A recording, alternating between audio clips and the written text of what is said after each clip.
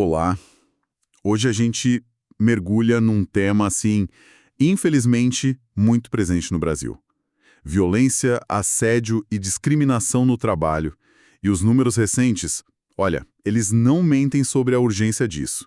Tem um levantamento do CNJ que mostrou uma coisa, assim, impressionante. É verdade. Mais de 450 mil casos de assédio moral que a Justiça do Trabalho julgou, isso em 5 anos, e um salto de quase 30% só de 2023 para 2024. Nossa, é muito alto. E esse dado ele conversa diretamente com outro recorde, né? Muito preocupante de 2024. Foram mais de 440 mil afastamentos do trabalho por transtornos mentais, comportamentais.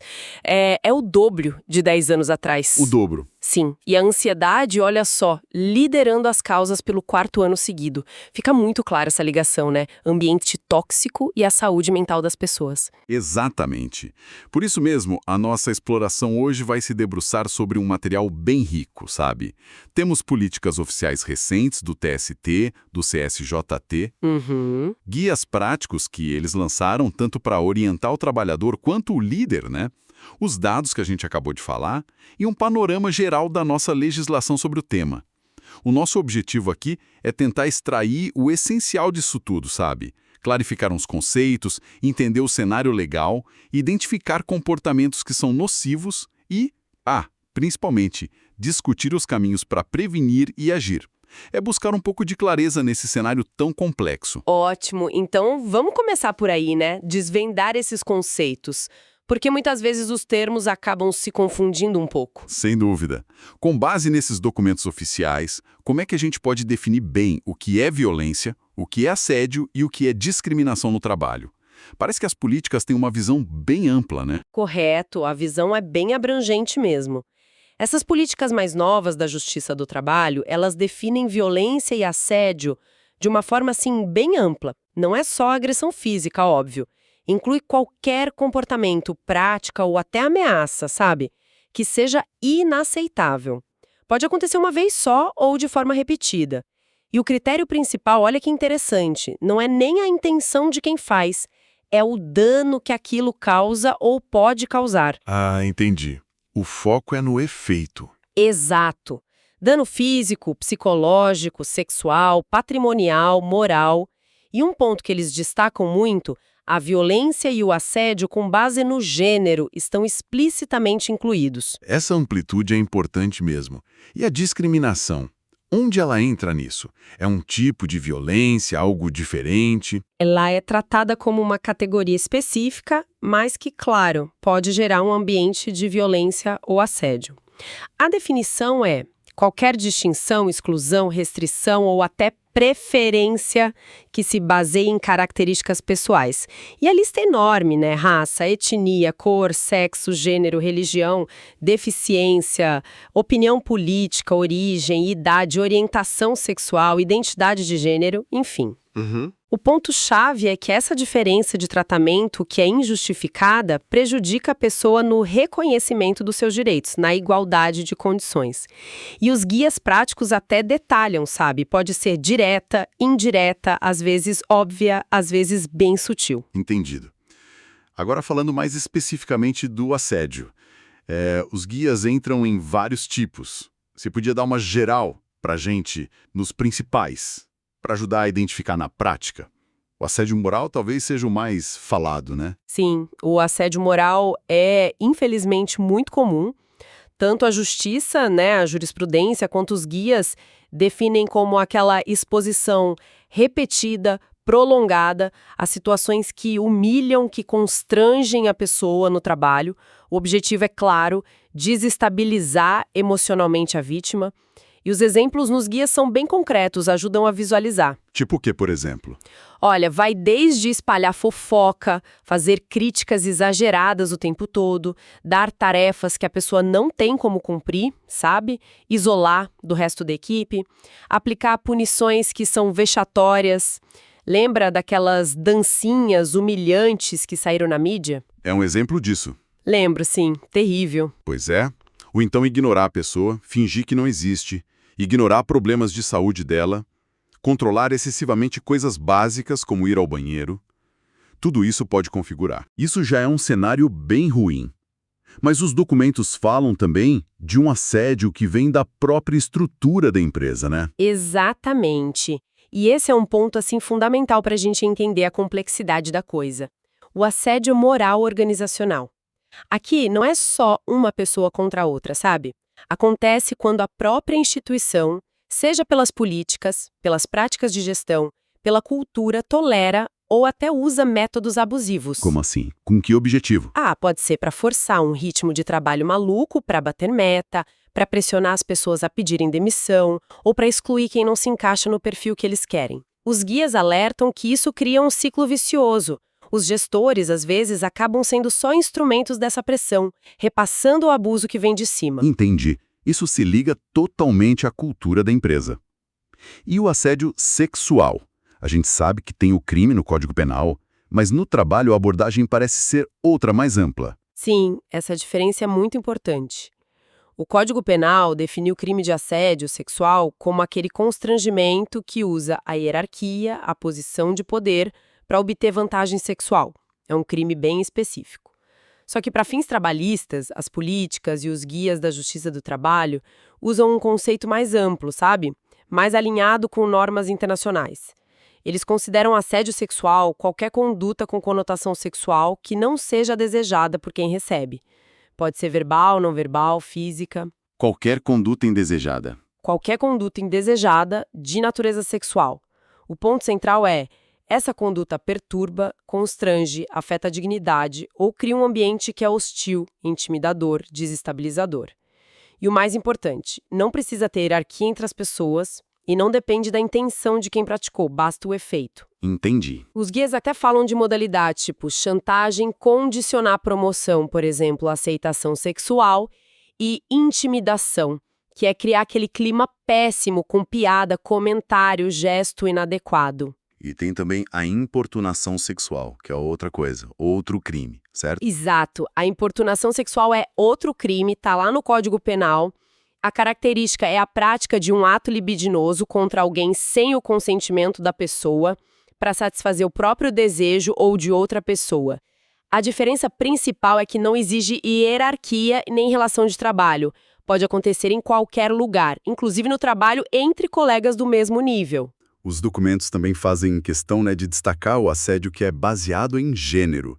O que ele envolve especificamente? Sim, o assédio com base no gênero ganha um foco especial.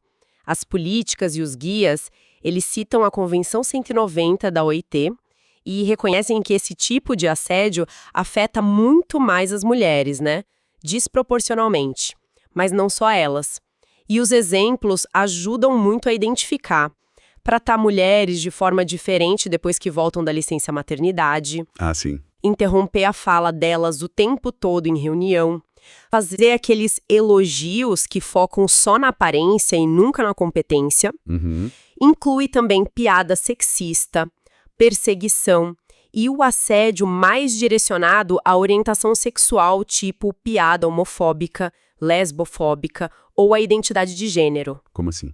Por exemplo, se recusar a usar o nome social de uma pessoa trans, ficar vigiando qual banheiro ela usa, fazer piada transfóbica, duvidar da capacidade dela só por ser trans. Tudo isso entra aí. E com o mundo digital hoje, essas práticas também acharam novos jeitos de acontecer, imagino? Infelizmente, sim. Os guias tratam disso. O cyberbullying, o assédio moral virtual e o teleassédio moral. Basicamente, são as mesmas coisas horríveis, só que feitas por meios eletrônicos. E-mail, WhatsApp, rede social, videoconferência. Com tanta gente em teletrabalho, isso virou uma preocupação ainda maior, Nossa, fica muito claro com essas definições todas que o impacto disso vai muito, mas muito além de um probleminha no trabalho. Os guias descrevem consequências bem devastadoras. Sem dúvida alguma. Para quem sofre o assédio, a discriminação, os impactos que os guias listam são, muito sérios em várias áreas da vida. A gente fala de dano psicológico grave, estresse crônico, ansiedade, depressão, síndrome do pânico, estresse pós-traumático. Puxa vida. Mas também tem reflexo físico, sabe? Problema digestivo, distúrbio de sono, dor no corpo, pressão alta. A autoestima da pessoa vai lá para baixo, ela se isola, perde o sentido do trabalho e, em casos extremos, pode levar até o suicídio. Aqueles números recordes de afastamento por saúde mental que a gente falou no começo são um retrato disso. É um quadro terrível para o indivíduo. E para quem pratica esses atos, quais são as consequências? Quem pratica também não sai ileso, não. Está sujeito a consequências bem sérias, em diferentes níveis, como os guias e o resumo da lei apontam. Dentro do trabalho, pode dar demissão por justa causa, seja no serviço público ou na empresa privada. Certo. Na esfera civil, o agressor pode ser obrigado a pagar indenização para a vítima por dano moral, dano material e, dependendo do que foi feito, pode ter responsabilização criminal. Crime de assédio sexual, importunação sexual, ameaça, perseguição ou stalking, né? Violência psicológica contra a mulher, racismo, injúria racial. Nossa, a lista é grande. As penas variam, claro, mas podem ir de multa até detenção ou reclusão mesmo. E além do impacto nas pessoas, né, vítima e agressora, a organização em si, a empresa, o órgão público, também sofre, imagino. Exatamente. E os guias, tanto prático quanto de liderança, deixam isso bem claro. Um ambiente onde o assédio e a discriminação são tolerados, ele vira um ambiente tóxico. Isso leva, assim, inevitavelmente à queda de produtividade, aumenta a rotatividade, especialmente de talentos diversos, que não se sentem seguros ou respeitados e vão embora. Faz sentido. Aumenta o absenteísmo, como os dados do CNJ mostram. Aumenta até risco de acidente de trabalho. A imagem da empresa fica manchada no mercado, na sociedade. E, claro, tem o risco da própria empresa ou órgão ser responsabilizado na justiça civil, administrativa, até criminalmente, pelos atos dos seus funcionários ou por ter sido omissa, por não ter prevenido ou agido. Entendi. No fim das contas, é um custo altíssimo, humano, financeiro e para a reputação da empresa. Bom, definimos a gravidade, os impactos múltiplos. Como é que o nosso sistema legal, institucional, está estruturado para lidar com isso, olhando para as fontes que a gente tem? Parece uma rede complexa de leis e normas. Várias camadas mesmo. A base de tudo, claro, é a nossa Constituição Federal. Ela garante os princípios, né? Dignidade humana, valor social do trabalho, não discriminação, direito à saúde e a um ambiente de trabalho seguro. Esses princípios são a referência para tudo. Aí, abaixo da Constituição, a gente tem a legislação trabalhista, a CLT. Olha, ela não usa o termo assédio moral com todas as letras, mas tem mecanismos importantes, tipo o artigo 483, que permite ao empregado pedir a rescisão indireta do contrato, se o patrão cometer atos que lesem a honra dele, ou se exigir demais com muito rigor. Ah, rescisão indireta. Isso. Depois tem o Código Civil. Ele é a base para pedir indenização por danos morais, quer dizer, a obrigação de indenizar quem sofreu um dano na sua dignidade, na sua psique. E o Código Penal, como a gente já viu, define os crimes específicos, assédio sexual, importunação sexual e outros que podem acontecer no trabalho, ameaça, stalking, crimes de ódio. E tem também leis específicas contra racismo, contra discriminação de pessoa com deficiência, por exemplo. A lista é grande. E mais recentemente, teve uma lei bem focada na prevenção dentro das empresas, né? Sim, essa foi importante, a Lei número 14.457 de 2022.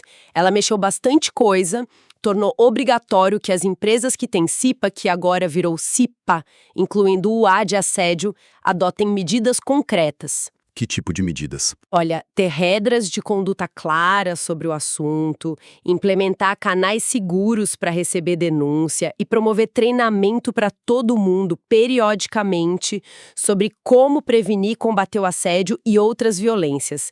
E, além dessa lei federal, tem leis estaduais, municipais, muitas vezes focadas no setor público, que também tratam do tema. E para fechar esse quadro legal, tem as políticas internas da própria Justiça do Trabalho, que foram parte do que motivou nossa conversa hoje. Exatamente.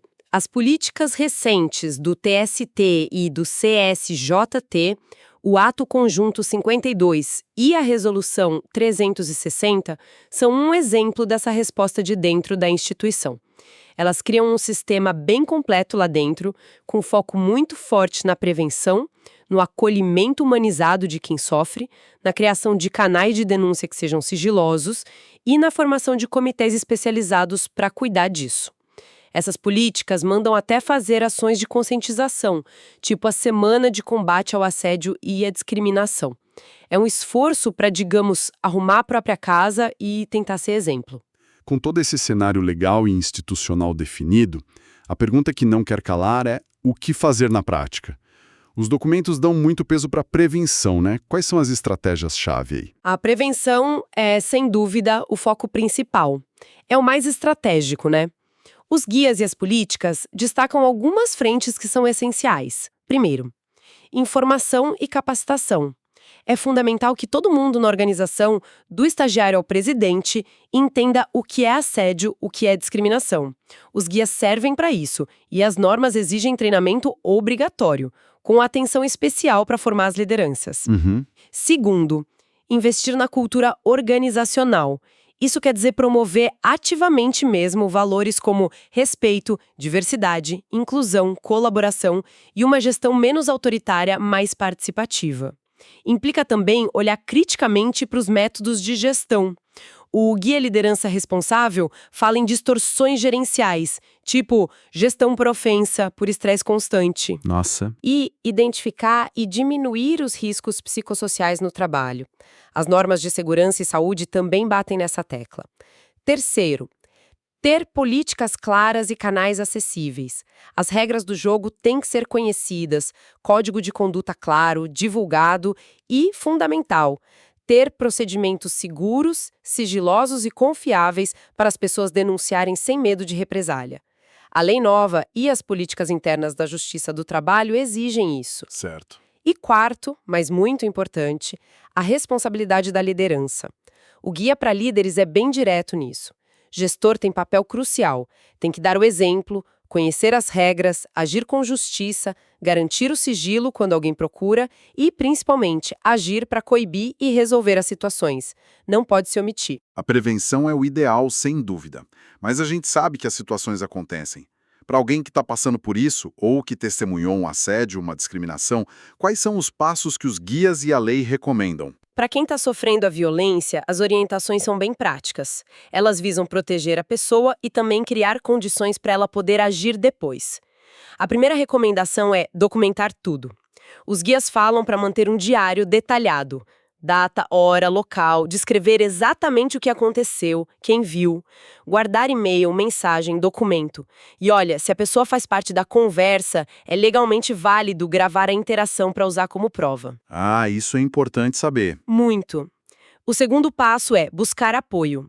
Não se isolar é fundamental. Conversar com um colega de confiança, procurar ajuda psicológica, médica, que além de cuidar da saúde, gera documento útil, buscar o sindicato. O terceiro passo é denunciar. Aí tem vários caminhos. Dentro da empresa, RH, ouvidoria, a CIPA, ou os comitês específicos lá da Justiça do Trabalho. Fora da empresa, procurar o Ministério Público do Trabalho, o MPT, que aceita denúncia anônima, registrar boletim de ocorrência na polícia se for crime, né? Assédio sexual, importunação, ou entrar com ação na Justiça do Trabalho. E um ponto legal das políticas do TST e CSJT é que elas garantem no sigilo e dão à vítima o controle do processo, sabe?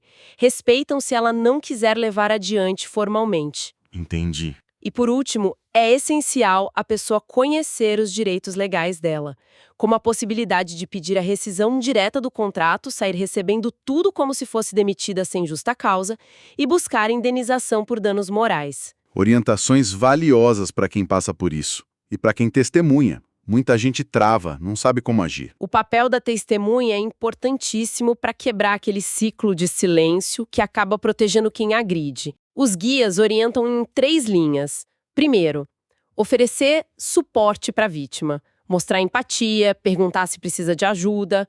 Talvez se oferecer para ir junto num canal de denúncia, validar o sentimento dela. Sim. Segundo, se for seguro fazer isso, intervir na hora.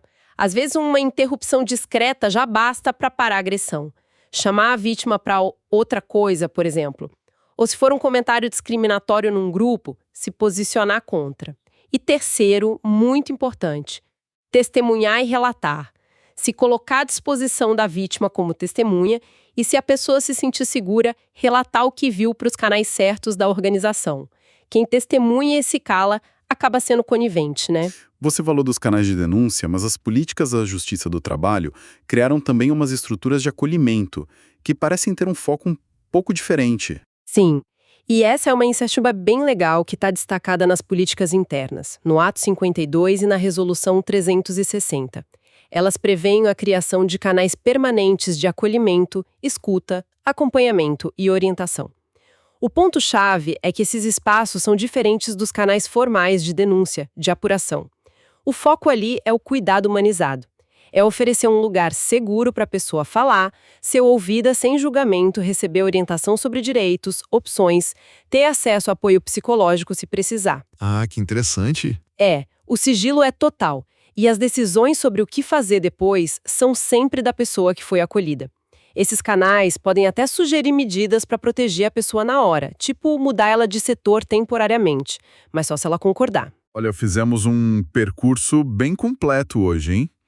Desde entender as definições, a gravidade da violência, do assédio, da discriminação no trabalho, passando pelos impactos que são devastadores, pelo cenário legal e institucional no Brasil, que é complexo, até chegar nas estratégias de prevenção e nos caminhos para quem precisa agir.